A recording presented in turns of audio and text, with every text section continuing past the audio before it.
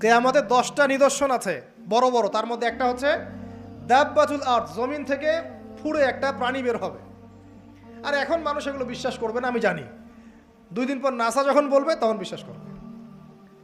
কথা কি বুঝতে পারছেন? তবে প্রাণী এই পৃথিবীর নিচে আছে। রাসূল সাল্লাল্লাহু আলাইহি ওয়াসাল্লাম বলছেন 10টা আলামত না আসা পর্যন্ত কিয়ামত হবেই না। তার মধ্যে একটা হচ্ছে দাব্বাতুল আরদ, জমিন থেকে একটা প্রাণী বের হবে, এবং এই প্রাণী শুধু বেরই হবে না, মানুষের সাথে কথাবার্তা বলবে।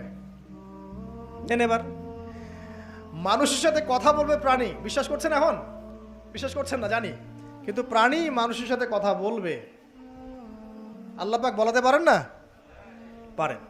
আচ্ছা, সামনে যান। ওই প্রাণী যখন দাঁড়িয়ে আছে রাস্তায়, এখন এই বালক বলছে আজকে আমি প্রমাণ করে নিব যে আল্লাহর আনুগত্যশীল ওই পাদ্রী সঠিক নাকি ওই জাদুকর সঠিক। এবার সে একটা ইট হাতে নিল, পাথর হাতে নিয়ে এসে বলছে, আল্লাহ তোমার কাছে যদি ওই জাদুকরের কাজের চাইতে এই পাদ্রীর কাজ বেশি পছন্দনীয় হয়, এই ইটের আঘাতে এই জন্তুকে তুমি মেরে ফেলো আল্লাহ। এ বলেছে বিসমিল্লাহ বলে পাথর নিক্ষেপ করলো। নিক্ষেপ করার সাথে সাথেই জন্তু ডেড।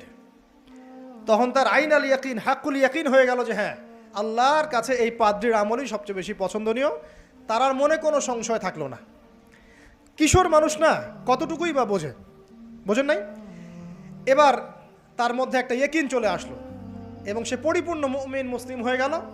এবার যখন সে রাজ দরবারে যায়, তার কাছে পেশেন্ট আসে, মানে একজন মানুষ এসেছে, সে বলছে যে আমার চোখের সমস্যা। সে চোখে হাত দেয়, হাত দিয়ে বলে যে আপনি আল্লাহর প্রতি ঈমান নিয়ে আসেন, আমি আল্লাহর কাছে দোয়া করব, চোখ ভালো হয়ে যাবে। এভাবে পেশেন্ট আসে, সে বলে আল্লাহর প্রতি ঈমান নিয়ে আসেন, আমি দোয়া করব, ভালো হয়ে যাবে।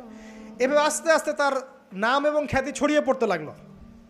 যেই তার কাছে আসে সে বলে আগে মুসলিম হন, ইমানদার হন, আল্লাহর প্রতি বিশ্বাস করেন, আমি দোয়া করব, ভালো হয়ে যাবে।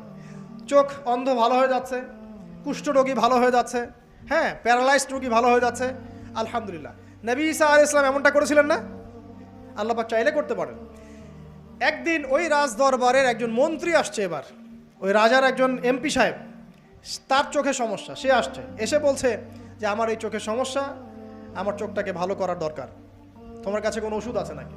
সে বলছে যে আপনি আল্লাহর প্রতি ঈমান নিয়ে আসেন, আমি আল্লাহর কাছে দোয়া করব, আপনি ভালো হয়ে যাবেন। এবার সে আলহামদুলিল্লাহ ঈমান নিয়ে আনলো এবং সে ভালো হয়ে গেল। এই ভালো হয়ে যাওয়ার পরের দিন যখন সে আবার ওই পার্লামেন্টে গিয়েছে আর কি, ওদের তৎকালীন রাজদরবারে, এবার রাজা ওকে দেখে বলছে যে তোমার তো চোখ অন্ধ ছিল, কিভাবে শেফা লাভ করলে? তো সে বলে না কিভাবে শেফা লাভ করলো, সে বলতে চাচ্ছে না, কারণ সে আজ করছে যে বললে সমস্যা হবে।